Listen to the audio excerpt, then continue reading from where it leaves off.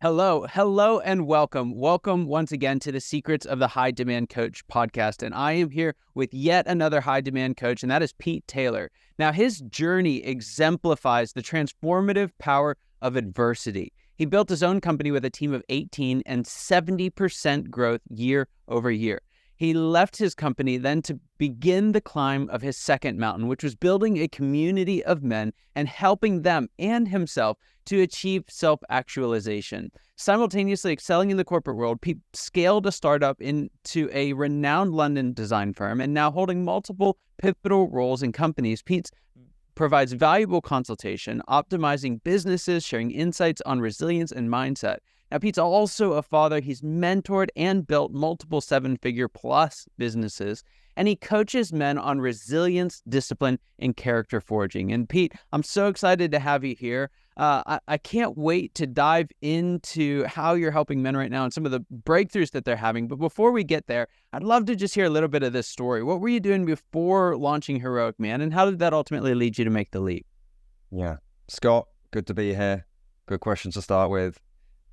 Steve Jobs said this, absolutely spot on. I'm sure you guys have heard this before, but it's only when you look back you are able to connect the dots. And I was having this conversation like literally days ago with my business partner at Heroic Man. I was like, I can pinpoint back to just 2 years ago when I made that jump and I quit my own company. And I can pinpoint to when I took the walk around where I live. So I'm very fortunate. I live in the British countryside, and I have thousands and thousands of acres of woodland on our doorstep. And I have a dog, and so we go for a walk every day. And I was taking this walk, and I was thinking about everything that I've got. And I had we're pretty much a team of 20 people. We owned a building in London. We won multiple awards for the work that we do. We've built this great company. I've got this amazing culture. I've got the car, and I've got the house in the country, and I got the model wife, and I got the watches, and I just got everything that I always wanted when I was in my early 20s.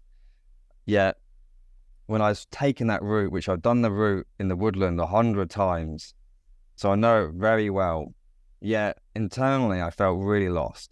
I felt very lost, and I felt extremely lonely.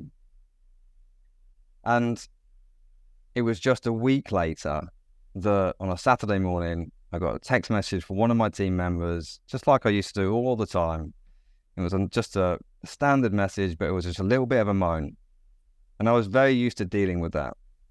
But it was like the straw that broke the camel's back. It was my screw it moment. It was why am I dealing with this still? And that's it. Enough is enough. It was a tiny text message just over a bit of software.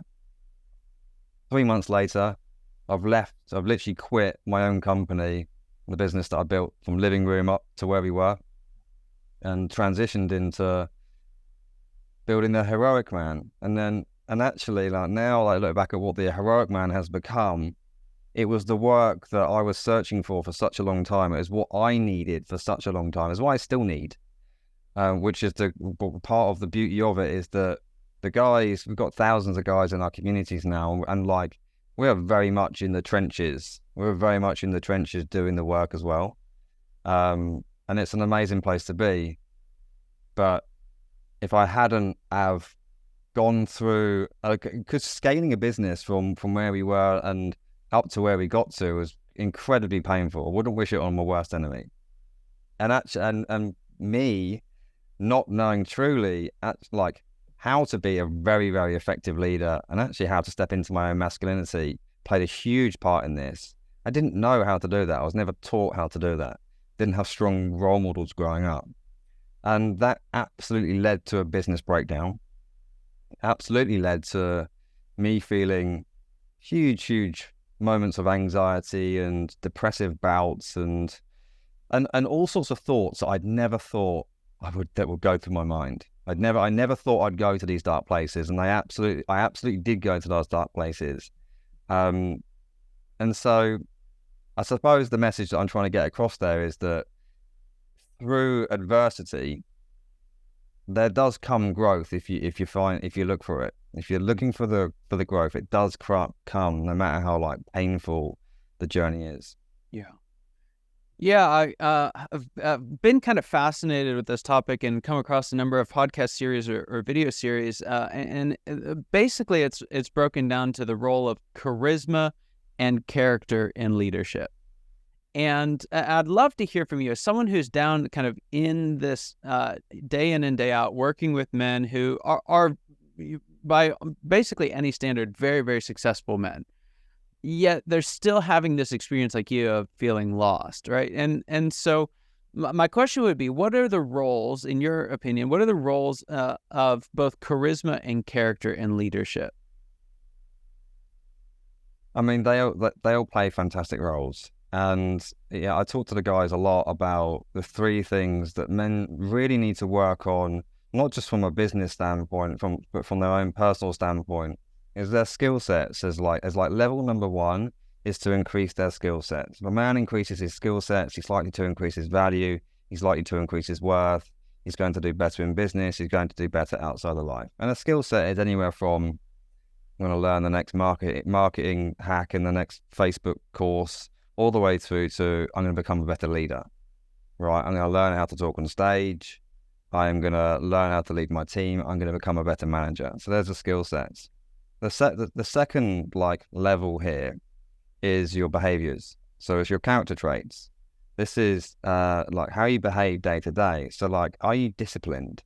Like how much self-discipline do you have? When the going gets truly tough, when it gets very, very, like when the push comes to shove, do you fall back into self-sabotage and victim mode and, oh, do you know what, it's a testing day today, so I'm going to take a rest, I'm going to have a day off, I'm going to take it easy, I'm going to stay in bed?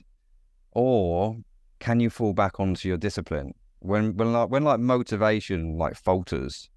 Because motivation it's finite. It's not there all the time. It comes and it goes. And us guys, we seem to want to rely on it. We're like, I'm going to wait until I'm motivated. I'm going to wait till Monday. I'm going to wait till next week to start the thing because I'll be motivated then.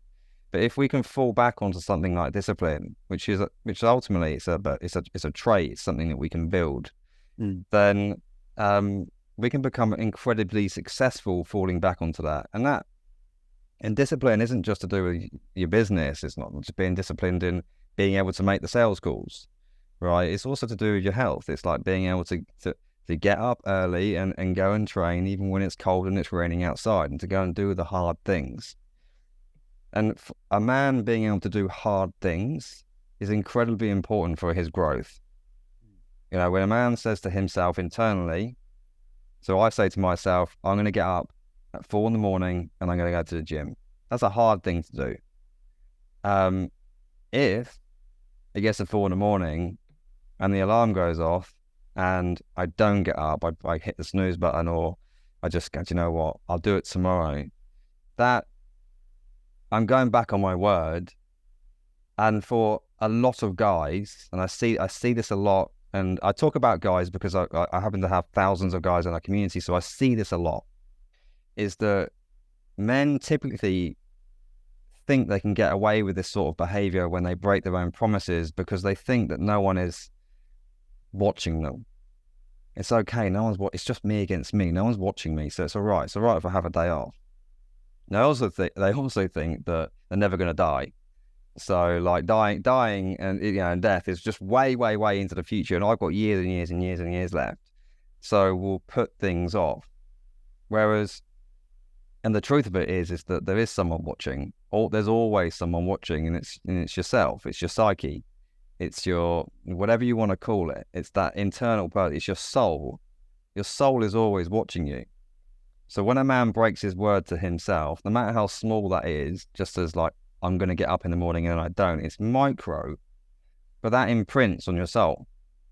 Imprint after imprint after imprint after imprint, micro to the macro, it becomes habitual, and that becomes the man you are. So being disciplined and building strong character traits is incredibly powerful for a man. And then the third run, the kind of the top tier, is your belief system. It's how your beliefs, how your internal belief system work.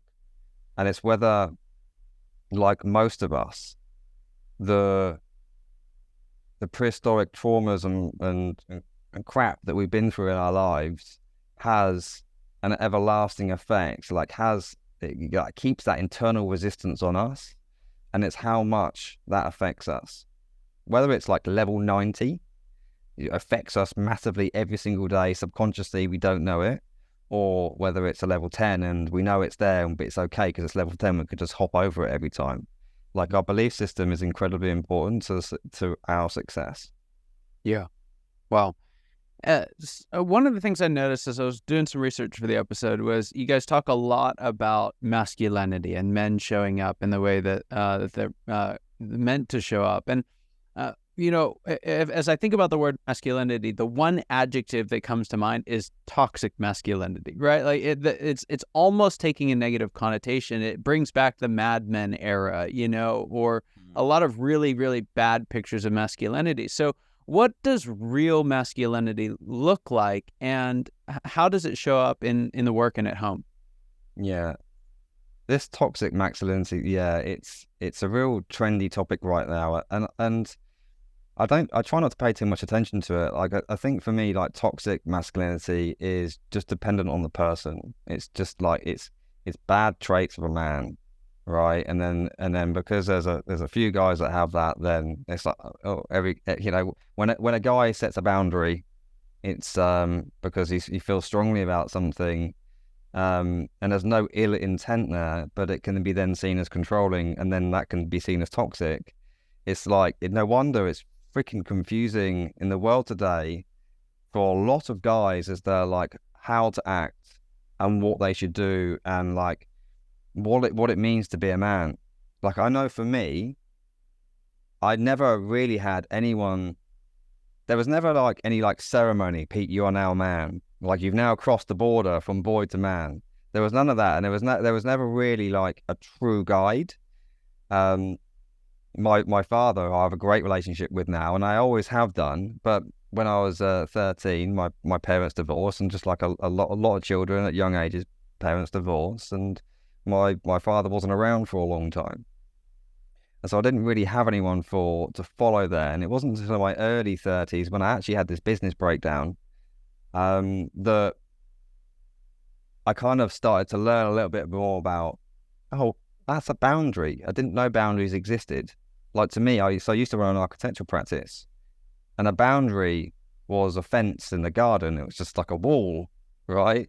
Not something that I would personally have, and that I could set in a pleasant manner and an effective manner that wouldn't upset anyone, but would be, yeah, do you know what, Pete? I respect that you want to say no to something.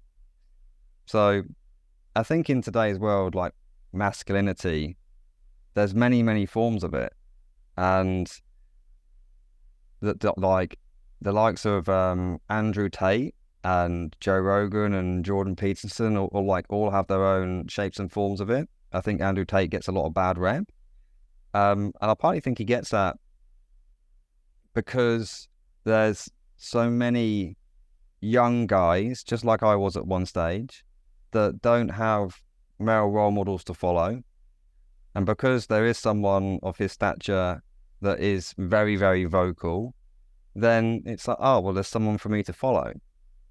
And I think that the bad thing about that is that Andrew Tate says a lot of things, but he has a lot of status. He has built the physique. He has got all the cars. He has got all the money. He has done all the work.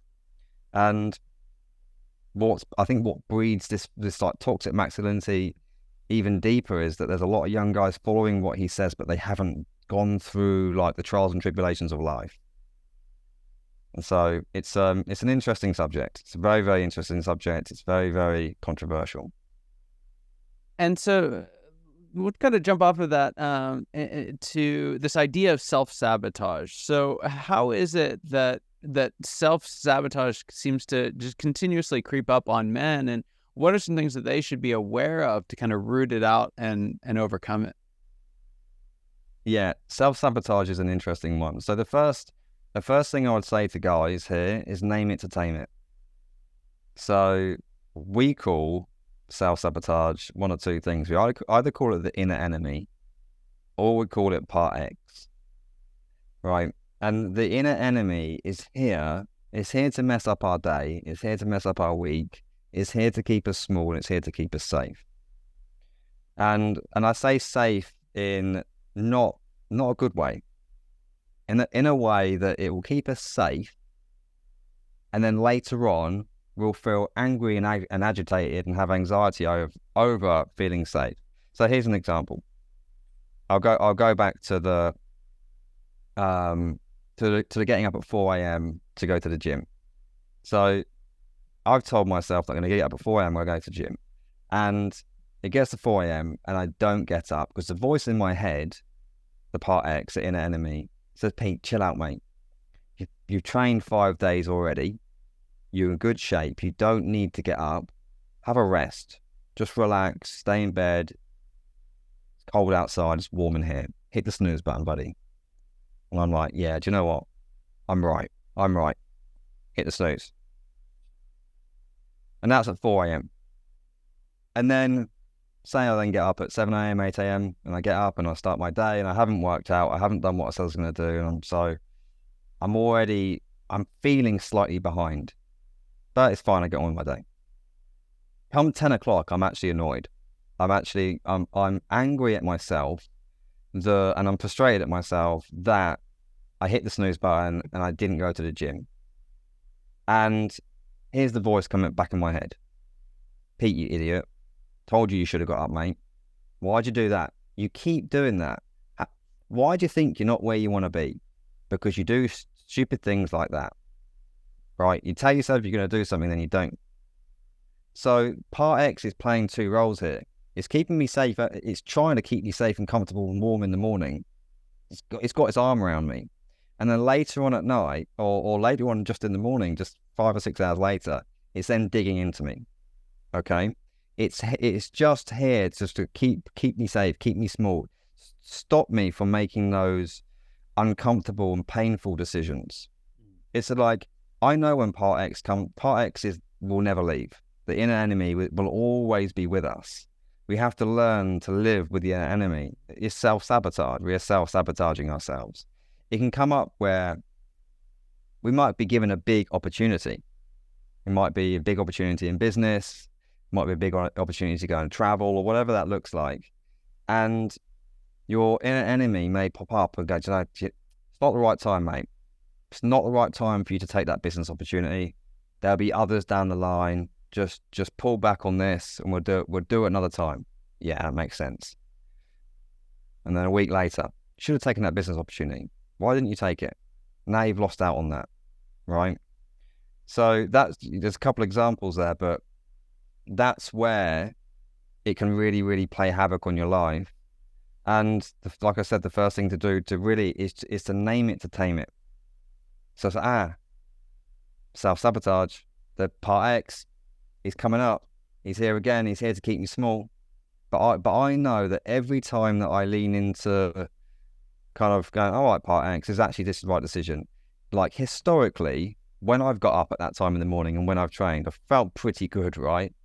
Even though it's painful, an hour afterwards, I feel great. I've got loads and loads of energy. I get loads of work done. I'm a better father. I'm a better leader.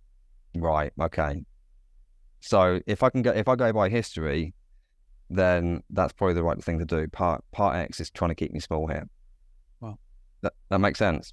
Yeah, it really does. It really does. And just the number of times that shows up, like you said, it's always here. It's, you can overcome it, 5 times or 50 times a day, and it'll be right there waiting for you at the next turn. It will never stop. And that's what we have to come to terms with as guys, is to know that part X will always be there. Always.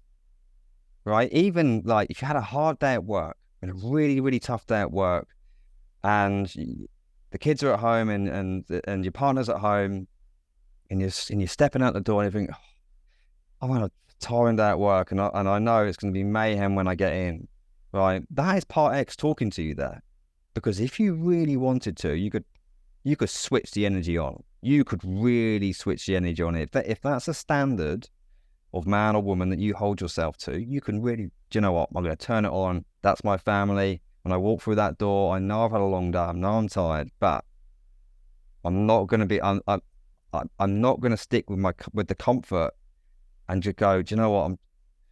Babe, I'm tired. Kids, I'm tired. I'm just going to chill on the sofa for a little bit. Daddy needs his time. You're not going to do that, right? Because that's not the standard you hold yourself to. That is your part X keeping you small.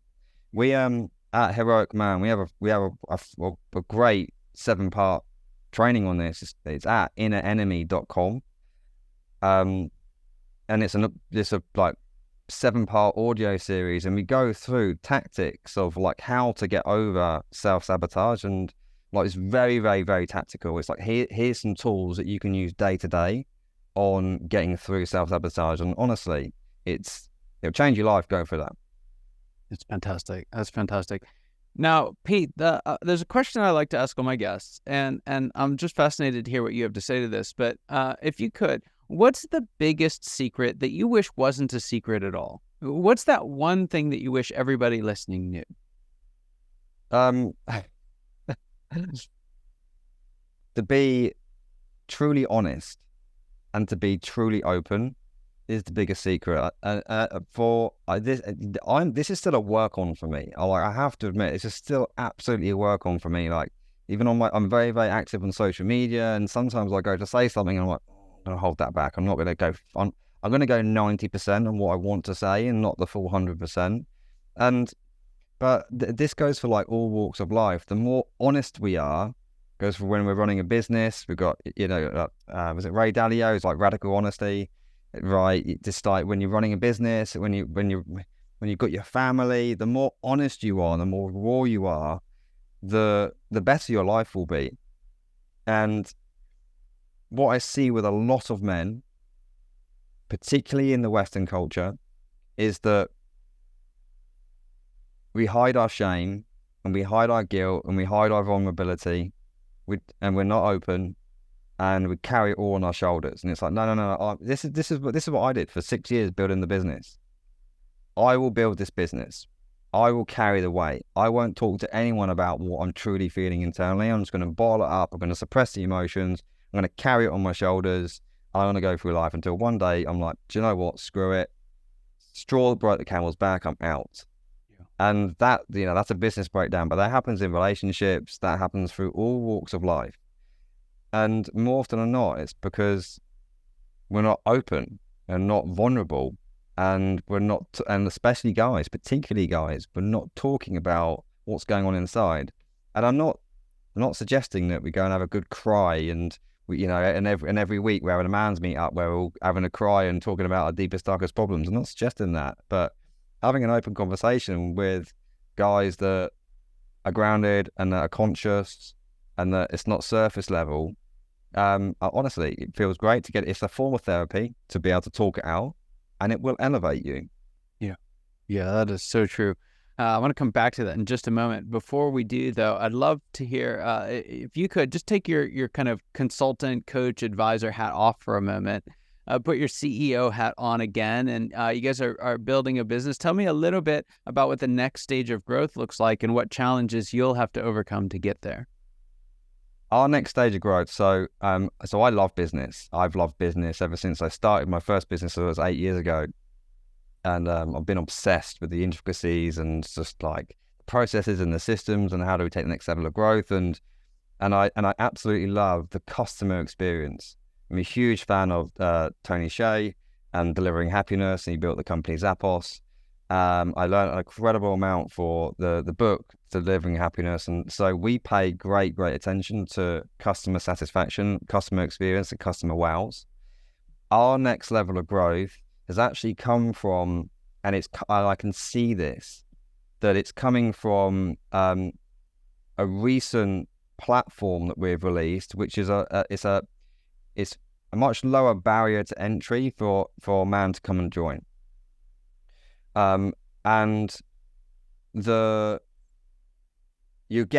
man will join and will get 10 to 100 times the value, and will get real community.